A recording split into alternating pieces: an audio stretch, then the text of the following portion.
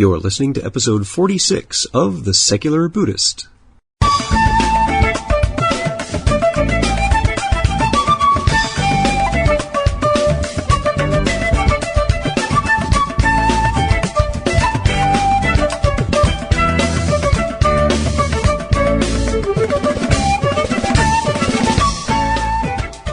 Welcome to The Secular Buddhist. I'm Ted Meissner.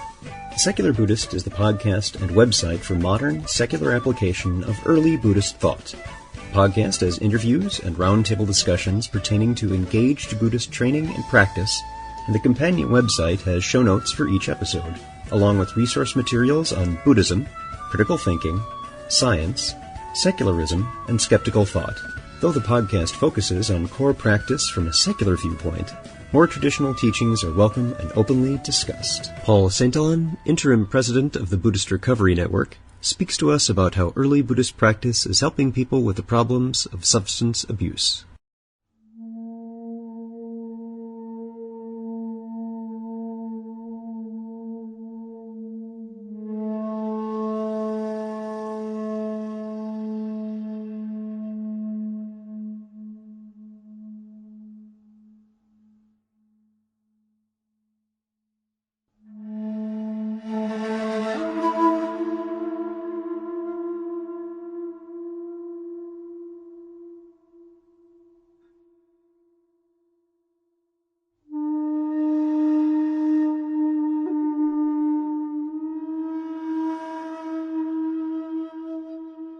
Craving. In Buddhism, this is one of the key components of the paticca-samuppada, or dependent origination. It leads us to clinging and weaves its way into our lives as it manifests in suffering, the dissatisfaction this practice is all about attenuating and perhaps even extinguishing altogether. Most of us are pretty familiar with craving of what I would call an ordinary sort, the kind that's not too difficult to set aside. Ever have one of those Lindor truffles? If you have, you may be experiencing a bit of craving. Even if you haven't, there are those of us who simply respond in Pavlovian fashion to the word chocolate. Whatever the object of the senses may be, the 6 kinds of cravings, we've all experienced at least some of them. For others, though, this craving is far more difficult. Instead of being the challenge of a psychological craving, there are substances that cause physical cravings as well, and the complications of dealing with those cravings can and do throw many of us down a rabbit hole of renewed suffering. Fortunately, there are people, practices, and organizations which help those of us struggling to get out. For those who incline to secular Buddhist practice, there are resources available which are particularly suited to what works best for you. If you have an addiction or know someone who's suffering, please. Help is available. You're not alone. Come to a meeting and change your life. The Buddhist Recovery Network supports the use of Buddhist teachings, traditions, and practices to help people recover from the suffering caused by addictive behaviors. Open to people of all backgrounds and respectful of all recovery paths, the organization promotes mindfulness and meditation and is grounded in Buddhist principles of non-harming, compassion, and interdependence. It seeks to serve an international audience through teaching, training, treatment, research, publication, advocacy, and community-building initiatives. Paul Saintilan is an Australian director, currently serving as the interim chair. He co-founded the website www.buddhistrecovery.com, which was donated to the Buddhist Recovery Network, and facilitated the Cannon Beach meeting which led to the founding of the network. He has a history of involvement with the Sydney Buddhist Centre and has had articles on Buddhism published. The most recent is Downshifting, a theoretical and practical approach to living a simple life. His professional career has been in arts and entertainment management, and he established the Master of Arts Management program at the Sydney Opera House. So, sit back, relax, and have a nice mango smoothie. It goes well with those truffles you were thinking about.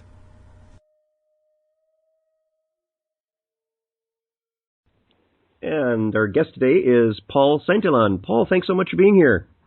Thanks very much for allowing me to have a chat with you and to be part of the Secular Buddhist website. Well, very, very glad to have you here. I've been interested in speaking with someone from the organization, which for folks who've just downloaded the podcast, maybe off of iTunes and are listening to it, what we're talking about is the Buddhist Recovery Network, and the website is www.buddhistrecovery.org, so go check out the website. I've been very interested in this for some time for the reason that, as we see in traditional 12-step programs, there is an acceptance of a power higher than oneself. And so I've been interested, what would it be like if Buddhists did this sort of thing? And I know there's a Buddhist 12-step program that meets at the Minnesota Zen Center and in lots of different places. And so I did a little research and found the Buddhist Recovery Network. And Paul, what I'd like to do to start is find out a little bit more about your background and how you even encountered Buddhism. Yeah, absolutely. Yeah, look, I think when I was in my teens, I read a bit of Buddhism. I remember reading the Herrigel book, Zen and the Art of Archery, which made a big impression on me. I really loved that. It was a very poetic book. And I suppose for me, Zen Buddhism particularly had an attraction from an early age.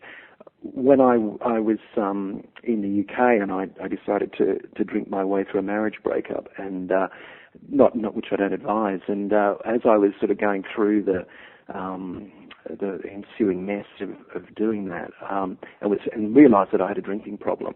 I availed myself of the normal sorts of AA meetings and things like that. But for me, I felt that Buddhism could really enhance or be a great adjunct to my recovery, because I just felt there was something within Buddhism that was quite inspiring, that it could make sobriety really quite a beautiful thing for me. And a lot of the values which I like in Buddhism, things like purity, clarity, tranquility, simplicity, these sorts of things, I was very much drawn to it. So I was drawn back to Buddhism through my trying to recover from addiction. And I decided to, I think this would have been around about 2003, 2004, with a guy called Michael Poole in Sydney. We tried to pull up all of the books we could find that were at the intersection of Buddhism and recovery. And I was also working on a manuscript at that time. I was sort of thinking, nobody's ever thought of this, Buddhism and recovery. It's a brand new territory. No one's ever contemplated putting these two together.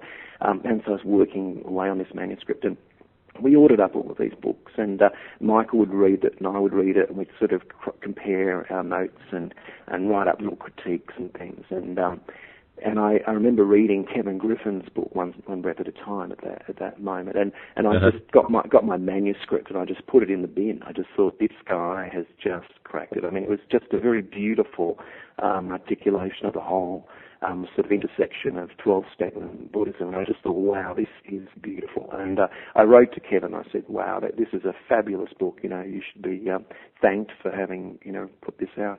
And at that stage, Michael and I had put up this site, BuddhistRecovery.com. We put all these books out just to sort of show people what was being published. And so it really went from there, and I think it would have been about late 2006. I felt that, this thing has a momentum of its own. It didn't need someone like me who's basically a dilettante, getting involved in it. I mean, there was going to be some momentum, and there was stuff was going to happen, and it didn't need me to get involved. And I remember there was actually I did look around to various organisations that I thought might take a bit of a lead on this, and they hadn't. And I was challenged by one of my friends I was hanging out at the Sydney Buddhist Centre at the time, and a friend of mine, Ratna Viewer, sort of challenged me a bit around this and said, well, why don't you, if you've got a particular vision around this, and why don't you push for it? Why don't you try to do some good in the world and get something like this? If you're talking about setting up a network or whatever it is, why don't you try to drive this thing and to get something to happen. So I thought, well, actually, it's not a bad idea, just to try to be a catalyst, getting some things together. And I thought, there are other people who are frankly far better equipped than I am to be involved in this and to pretty much derive the thinking around it. And so I wrote to Kevin, because we had corresponded, and I said, look, do you see any point in setting up some sort of Buddhist Recovery Foundation or some sort of organisation?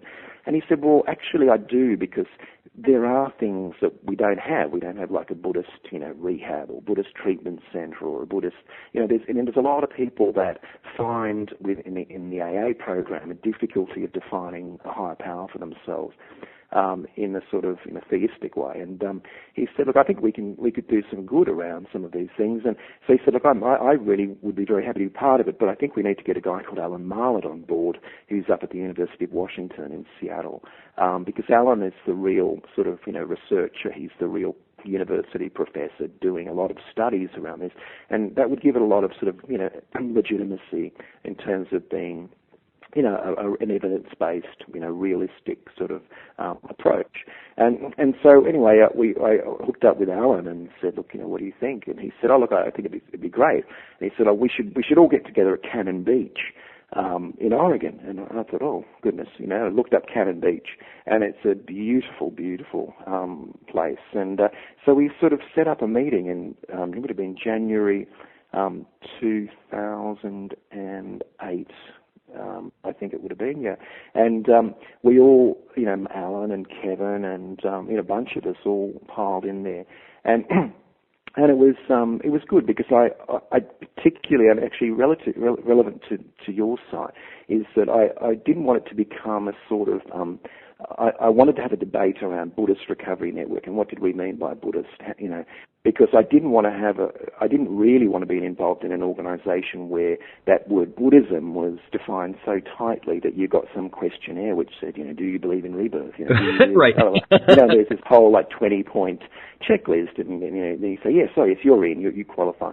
I said, I actually don't think that it should be even necessary to identify as a Buddhist to be part of this movement, because I think, say that you're a psychotherapist or something and you find there's some efficacy, or you believe in the efficacy of some Buddhist practices, well, that surely, if your intention is to help somebody and you believe in the efficacy of this stuff, then surely that is sufficient. I mean, why do you need to, subscribe to a whole bunch of other stuff? And I was expecting this to sort of shock and appall some people and us to have a huge tortured debate about it. And everyone said, yeah, we agree. It was over in about 5 seconds, yeah. And it was, yeah, and so we agreed very early, very readily, that you didn't need to identify as a Buddhist to become part of this. And it was really, it was about, do you believe in the efficacy of Buddhist practices to help, people recovery from the suffering caused by addictive behaviour, and is your intention really just to help people? And if that's that you satisfy that criteria, then welcome. So that was the first debate. But interestingly, there was also an interesting discussion at Cannon Beach about mindfulness, and should we be the Mindful Recovery Network? And I remember it was actually a really interesting debate, because a couple of the people proposing this, they had their heads screwed on. They were arguing very intelligently that we don't want to alienate people. We don't want to have a whole lot of sort of religiosity, sort of religious baggage, which is just going to alienate people and be a barrier. And if we keep it very pure and simple around things like mindfulness, then we can let go of all that. And there was, I suppose, for me and Kevin, I think, and I think that we didn't persuade 100% in the room, we persuaded the majority, that we did want to hold on to Buddhist recovery, because for us it was a bit bigger, it was a bit deeper, it was a bit richer. There's some other stuff there, and for me, it might just be, just reading the history of, those like Zen masters. I mean, the whole artistic heritage of things, just a haiku poem. I mean, whatever the hell it is, there's a whole lot of other stuff. And there's also more to Buddhism and recovery than just mindfulness. There's ethical precepts and all sorts of things. So, there's, that sort of held sway. So we became the Buddhist recovery network and not the mindful recovery network. But it was an interesting debate. Well, it would be, because that comes up a lot, where we see that mindfulness is certainly an incredibly necessary and effective tool as part of Buddhist practice, but it is a part of Buddhist practice. It's not the whole of it. And sure, yeah, that's where we have some. I have some reservation around a focus on only mindfulness that doesn't expand into the rest of that practice. So to me, changing your name to that might be the right speech recovery network. Sure, yeah. It's just that is a very important component, but it's a component. It's part of a network of tools that help one. Yeah. So excellent choice. I'm glad you made it. Very good. Sure. So that sort of, I suppose, brings you up to, I suppose, my involvement in it. I as I was saying before, I see myself as being, very much a dilettante. I'm not a professional Buddhist in the way that some of these guys are on our board and involved, nor am I a professional, addiction counselor or, researcher in addiction or whatever. And it was something just of a historical accident that I found myself sort of as the interim chair of the organisation for the first 20 months. And nor was it something I was actually looking for. I just think that people were who attended the Cannon Beach meeting was somewhat nervous about the workload that might entail. And having made such an effort to sort of, come across from Australia to come to the Cannon Beach thing, I didn't want to see it sort of fall away through lack of resource. So I sort of, got involved as the chair, but it was more just, I suppose, a coordinator, like trying to pull things together. And then we had the conference in 2009 at Against the Stream, which Noah Levine hosted at his centre in Los Angeles. And then that was, I suppose, the next step, and that pulled in some more people and some more energy around it. And we've got the next conference will be next year, May 20 to 22, at Against the Stream in Los Angeles. Yeah, I was going to mention that on the website, if you take a look there is a mention about the 2011 conference. Yep. And there's more information to follow, but basically this will be from May 19th through May 22nd in 2011. Yep. And it will be at Against the Stream Meditation Center. And more details will be forthcoming, but I just noticed that looking at the website this morning before we were talking that there is a conference coming up on this. And it's interestingly, like Noah, I suppose, has driven the program around that. And actually I think to talk through that very, very quickly gives you an insight into some of our thinking that the first day, really it's 2 days. You sort of can check in on the previous evening, but there are 2 days, and 2 main days. The final day, the Sunday, is really just a sort of check out, reporting in, breakout group. It's sort of an opportunity for people to get involved and to sort of give us some guidance around where they think we should be putting our energies and, just help us set priorities and things like that. But the 2 main days of the, keynotes and, other sessions and workshops, the first day is very much around the intersection of Buddhism and the 12 steps. And so you've got people like, you've got the usual suspects that we have, like, Kevin Griffin and Noah Levine. But you've also got, say, Darren Littlejohn and, others who've published books around Buddhism, the 12 steps. But then the second day is like letting go of the AA sort of 12-step stuff and really looking at other Buddhist practices. So, for example, Naikan, the sort of cultivation of gratitude, which is sort of Japanese practice. And Chonyi Taylor, who's just published a book called Enough, which is far more a sort of Tibetan Buddhist view, or Tibetan Buddhist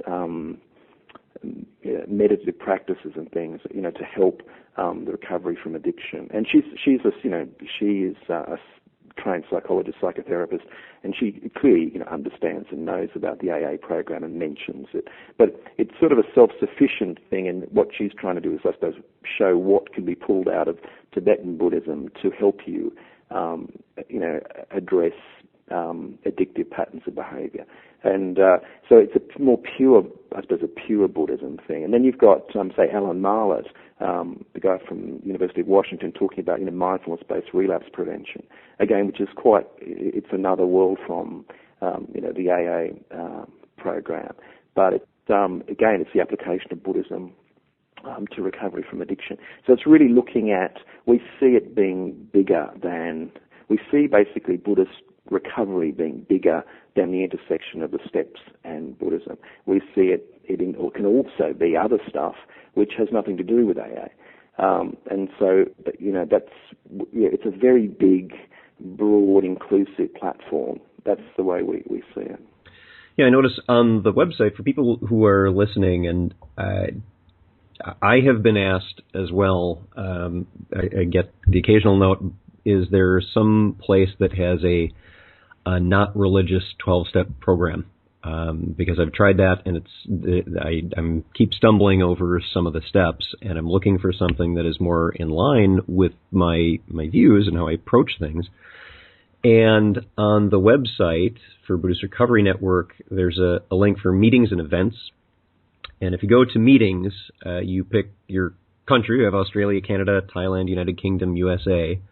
And you can go, for example, USA, if you pick your state, there is a listing of when and where, and not just one or two. I'm looking at my own state, and it looks like there are 4 different locations in just the Twin Cities area. And a couple of them I'm familiar with, and I know people who are participating in those programs, and they're extremely well attended. And I think that it seems, and Paul, correct me if I'm wrong, that one of the main helpful points to this approach to it is that there's a supportive community of people that you can talk to. Absolutely. I do want to make it clear that we don't see ourselves as being like in competition with AA or in competition with 12-step, the more pure programs. What we see ourselves is offering something which could be an adjunct to other support people might. It's another option in the same way that you and I were chatting before our interview, that secular Buddhism isn't about knocking down the walls of a more traditional practice. It's about having another option for people with whom that doesn't sync up as well. And it sounds like that's what you're doing here as well.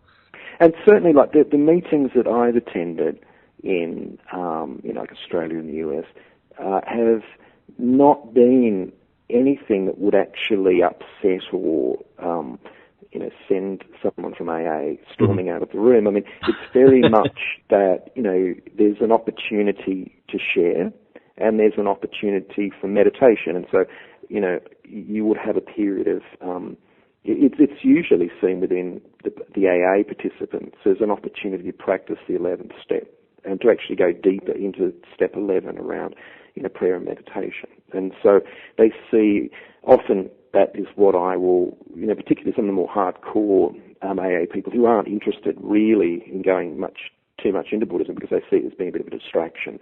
They will say, for me, what I get out of this is it helps me deepen my practice of the 11th step, and it helps me deepen my practice of meditation. And that's the place this is where this fits for me.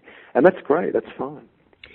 Now, in your own experiences in dealing with alcohol and substance challenges, what was it that was the most helpful to you in this kind of approach? It's interesting.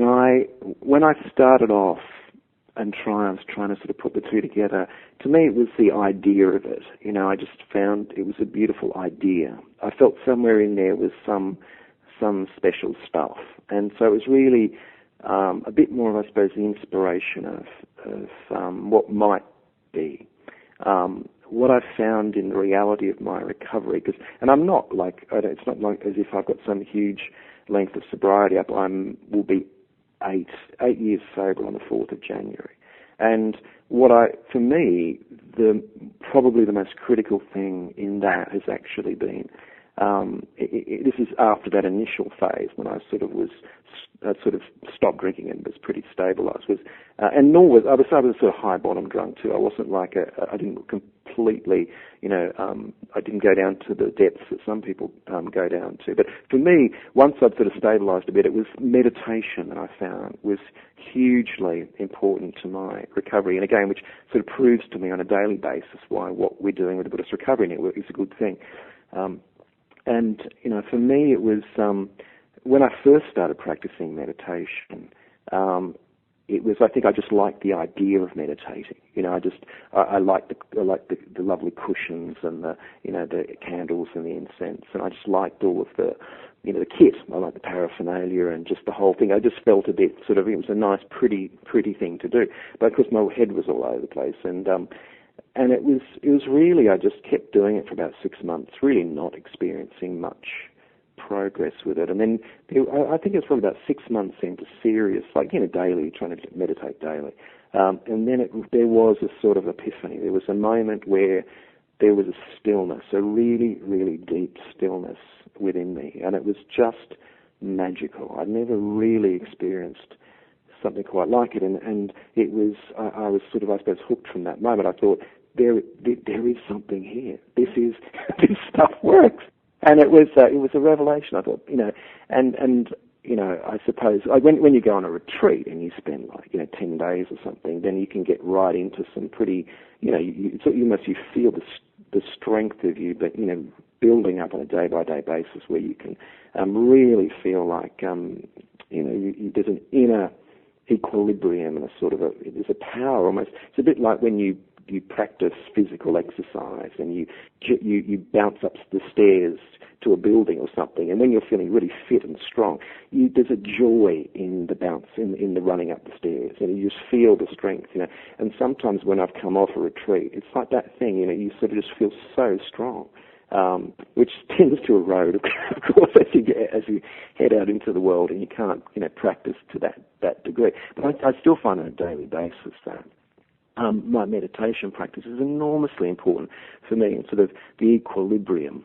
around things, and and I find I can't imagine being able to have a really happy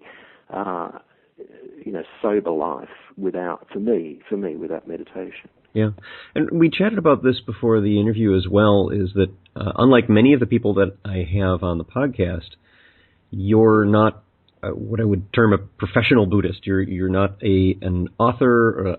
You don't have a lecture circuit that you do. You have a completely different day job that occupies your time. Yeah. So you're finding that it's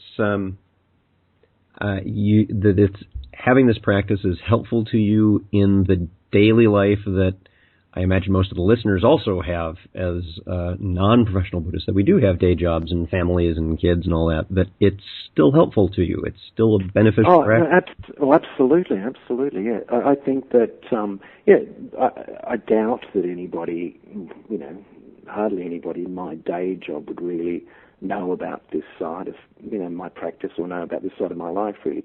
But what I've found in terms of just, I suppose, I practice Buddhism, not because I'm good at it, but because I need it. I would be far more volatile emotionally, far more egotistical if I was to not practice Buddhism. It's a really good thing for me to do, and certainly I think that it does help.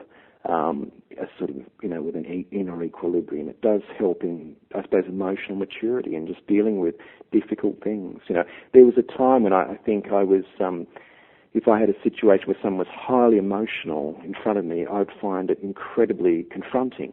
Now, of course, when you sort of go through recovery stuff, to have someone, highly emotional in front of you is like nothing. It's you can really be quite open to that and not reactive to it. And so, I find it in so many ways. It's a very, very, very helpful and actually sort of vital and necessary thing for me. And I think also that while I don't, I can use the skills because my career was in, I suppose, in management and business. Mm-hmm. and I'm I'm a university lecturer, and I find that the skills that I've got in management and business can be used for things like the Buddhist Recovery Network, and so it's not been irrelevant to helping out with that. And so you can sort of say to yourself, well, the skills I've got, how might I deploy them to help in a service way, in a sort of voluntary helping organisations and people that who you believe in, and you want to. And this was in the case of the Buddhist Recovery Network. It's sort of if you get involved in something that you believe has a meaning and has a purpose, and it's very fulfilling to give time to that on a voluntary basis. And so I've been able to use the skills from my professional life in this work, in this activity. So I see them as being very complementary. Sometimes I feel a bit sort of a little bit. I suppose it comes up most with things like Facebook and LinkedIn and these sorts of things, where you suddenly realise you've got the collision of two worlds, and it's sort of like, what, should I set up two Facebooks? I'm actually the worst Facebook person. I just get on it. Except I can't turn away friends. If someone wants to be my friend on Facebook, I just go in and say yes, and then I log out again. I've never read anything that's there, and so I'm just dreadful with Facebook. But again, I noticed that there's a strange, collision between all this Buddhist stuff and all of this, other stuff. And the LinkedIn, I've never accepted any sort of, invites to link in, because I'm thinking this is crazy. I mean, you've got two different worlds here. It's just, and so I feel a sort of schizophrenia sometimes in those sorts of things, trying to, and you do realise that you do have sort of two worlds, and I think that can be a very helpful and very useful thing, because I think one can make the other attractive. I think if you're doing something full-on, full-time, 24/7, it can be very emotionally draining. You can get compassion fatigue and all sorts of stuff, certainly in addiction counselling and recovery work. And for me, there's one side keeps the other side fresh. It's sort of you can move between the two of them. Mm-hmm. I face that challenge as well. I see people who are for example, at Facebook or their website. That is what they do. I mean, they're self-branded, and that's their thing. And I've had that exact challenge, and so I've separated out to a personal Facebook page, which is just mine, and then the secular Buddhist one, which is where I do that work. Yeah, sure. Yeah, interesting. So, what's one of the biggest challenges that Buddhist Recovery Network has? Certainly it's not popularity, because I know that these are very well attended meetings, and there's certainly demand for it. I think that we're still a very young organisation, and the resources of the organisation are very meagre. I mean, we've just got really a small bunch of very well, the people I work with are really well-intentioned, generous, really good people just trying to do a good thing. It's not as if there is some vast infrastructure, It's interesting, often, particularly around this time, I'll get emails, particularly out of the Asian world, saying, "Hey, I see this conference. I'd very much like to be sponsored into, this conference, and I'm sure as a monk I could, benefit greatly and share my experience with you. And can you please arrange my accommodation and do this, that, and the other?" And very well, you sort of, it brings a smile, because you sort of look at the resources of the organisation, which is almost nothing, and you realise that sometimes, when you put a lot of effort into things like there is a lot of stuff now up on the website, which is great, but I think it's not as if we are some huge infrastructure, and so I think that you're just dealing with a bunch of people who are voluntarily giving their time to do various things, and that's I think the first thing is that there isn't much of a resource. Most of it is very much around the west coast of the USA. There is a debate around, I think everybody naturally, agrees that things like conferences and, setting up meetings between people, things like the website resources, free resources. I mean, these are all indisputably good things. But facilitating the meetings, which we see growing on the site, I mean, all of these are really worthwhile things. Nobody doubts that. I think where we have debates at the conference is things like what else could we be doing, around helping to train people to lead retreats for people who are in recovery from addiction. Things like there's often a debate around treatment centres, Buddhist rehab and stuff like that. And you have, particularly those that are very influenced by AA's development, say, well, look, do you really want to get into bricks and mortar? I mean, it's pretty expensive and it might be unnecessary. Why don't you, AA's gone all around the world magically doing an amazing job, and its investment in bricks and mortar is like, hardly anything. So why do you need to do that stuff?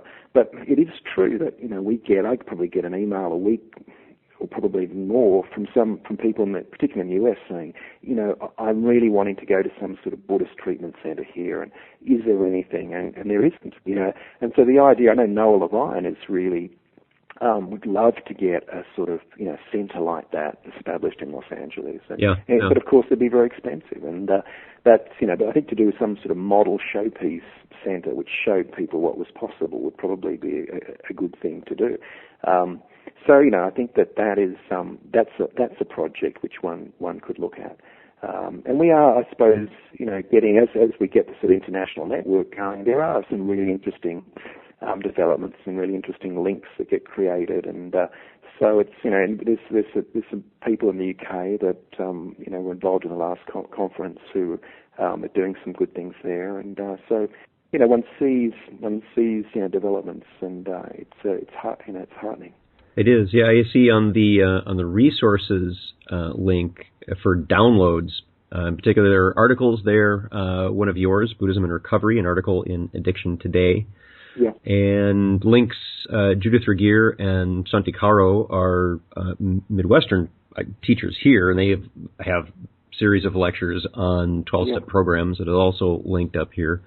And just a number of really good resources for people. And if it looks like if folks want to get involved and help in some way, there is a mailing list, and certainly have the ability to help out in that way and participate in the local groups. And again, taking a look at meetings and events, you'd see where things are. And that 2011 conference in May. The site is BuddhistRecovery.org, and we've been speaking with Paul Saintilan. Paul, thank you so much for being here. This has been very helpful. No, look, I'm very grateful to you for having allowed me to do this. And, if anybody wants to get involved, then, please, you'll see an email link to me through the website. So just feel free to, send me an email. Excellent. Thanks again. Thank you.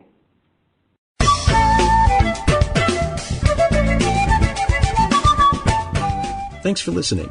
If you'd like to learn more about something you've heard in today's podcast, please come visit the companion website at www.thesecularbuddhist.com, and you'll find an entire web page devoted to this and every episode. There are also links to discussions about today's topic on the Secular Buddhist Facebook fan page. The music for the Secular Buddhist is used by permission from John Kaizan Neptune's CD, Steps in Time. Additional music is provided courtesy of Monty Levinson of Taihei Shakuhachi and Rodrigo Rodriguez. Their websites are linked on the Secular Buddhist on the About Music page. Until next time, remember, every moment you have a choice. Make it the best you can. See you next time on the Secular Buddhist.